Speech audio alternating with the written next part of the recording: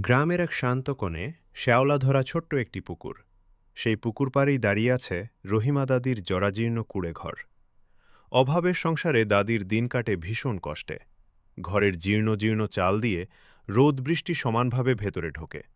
তবুও দাদি কখনো অভিযোগ করেন না। আজ সকাল থেকেই উনুনে কোনো হাঁড়ি চড়েনি। ঘরের কোণে রাখা মাটির হাঁড়িতে মাত্র কয়েক দানা শুকনো চাল পড়ে আছে।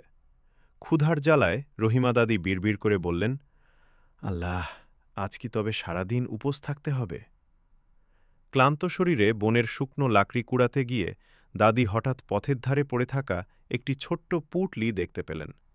ভয়ে ভয়ে পুঁটলিটি খুলে দাদির চোখ ছানাবড়া।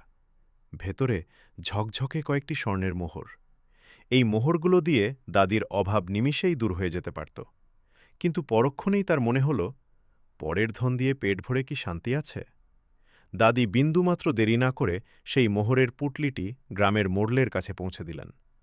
বৃদ্ধার এই অসীম সততা দেখে মোড়ল অবাক হয়ে গেলেন। তিনি দাদির সারা জীবনের খাবারের দায়িত্ব নিলেন এবং তাকে একটি নতুন ঘর বানিয়ে দেওয়ার প্রতিশ্রুতি দিলেন। সততার পুরস্কার দাদি সেদিন ঠিকই হাতে হাতে পেয়ে গেলেন।